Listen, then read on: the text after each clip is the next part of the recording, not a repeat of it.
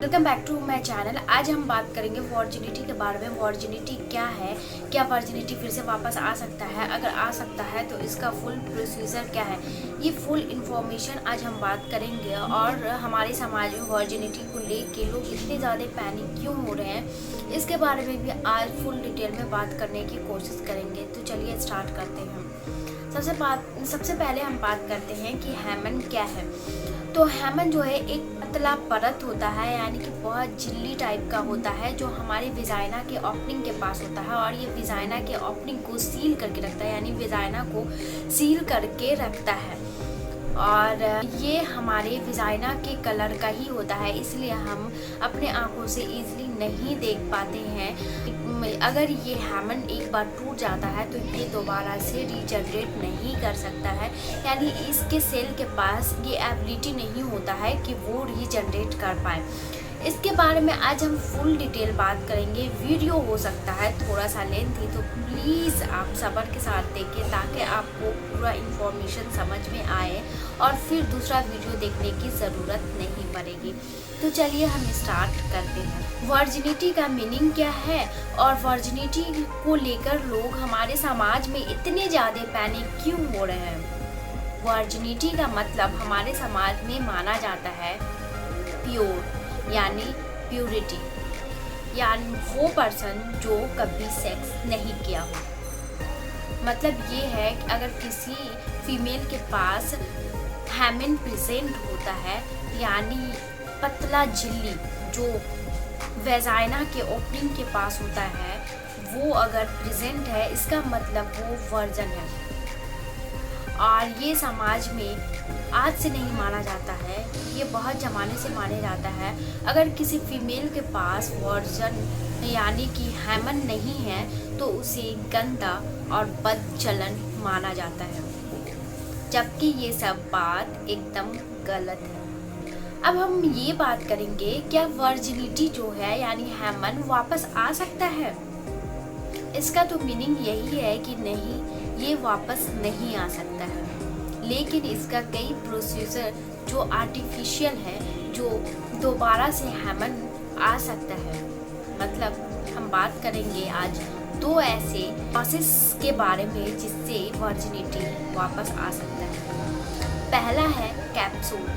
Market में कई तरह के कैप्सूल प्रेजेंट है, जिसे आप विजाइना के अंदर यानी कि अंदर डाल के ड्यूरिंग सेक्स आप लगा सकते हैं और इससे ब्लीडिंग आना स्टार्ट हो जाएगा। आपके पार्टनर को पता चलेगा कि आप वर्जिन हैं। ये एक प्रोसेस है। दूसरा प्रोसेस है सर्जरी, जिसे हेमिनोप्लास्टी कहा जाता है। इसमें क्या होता है, एक झिल्ली जैसा परत लेके विजाइना के ओपनिंग के पास इंसर्ट किया जाता है। मतलब ये है, उसे सर्जरी किया जाता है और ये सर्जरी के बाद नॉर्मल हो जाता है वर्जिनिटी टाइप। लेकिन एक इंटरकोर्स यानी जब आप इंटरकोर्स करते हैं तो ये फिर से टूट जाता है और फिर से वही नॉर्मल हो जाता है। यानी कि अगर आप टूट गया तो फिर से ये रीजनरेट नहीं होगा। अगर हम सर्जरी के कॉस्ट की बात करें तो $2,500, यानी अगर हम इंडिया में बात करें 1,86,533.75 पैसा लगता है। मतलब ये है कि आप एक हैमन को वापस लाने के लिए इतना पैसा आपको देना होगा। अदर प्रोसेस में मैं आपको बता चुकी हूँ कि किसी तरह का कैप्सूल जो मार्केट में अवेलेबल होता है, लेकिन उसके साइड इफ़ेक्ट भी होते हैं। पता नहीं किस तरह का केमिकल उस कैप्सूल के अंदर रहता है, या फिर किस तरह का चीज़ है जो हमारे वेजाइना को साइड इफ़ेक्ट भी दे सकता है। और ये ख़तरनाक हो सकता है क्योंकि वो प्राइवेट पार्ट है और ये बहुत ज़्यादा सेंसिटिव होता है। ये वर्जिनिटी आता कब है, यानी कि ये पैदा होने के बाद 5th मंथ में वर्जिनिटी आ जाता है।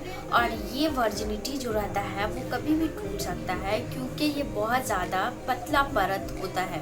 वर्जिनिटी सिर्फ इंटरकोर्स से नहीं टूटता, ये हॉर्स राइडिंग, प्लेइंग, या फिर हम बोल सकते हैं कूदना, दौड़ना, या फिर किसी तरीके का एक्टिविटी करना, उससे टूट जाता है वर्जिनिटी। इसका मतलब ये नहीं होता है कि सिर्फ आप इंटरकोर्स किए हैं तभी आपका वर्जिनिटी टूटता है, नहीं तो नहीं। आपको किसी को किसी तरह का प्रूफ देने की ज़रूरत नहीं है। वर्जिनिटी टूटने का मतलब ये नहीं होता है कि आप प्योर नहीं हो। आप प्योर हो, ये आप अच्छे से ही जानते हो। हम लोग नई जनरेशन ही इस सोच को चेंज कर सकती है।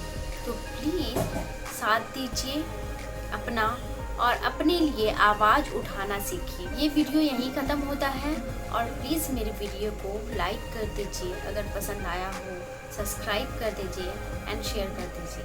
प्लीज़ सब्सक्राइब कर दीजिए इसलिए कि आपको नोटिफिकेशन मिलता रहेगा।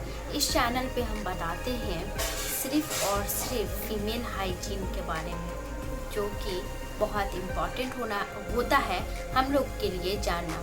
तो तब तक के लिए बाय बाय, अल्लाह हाफिज़।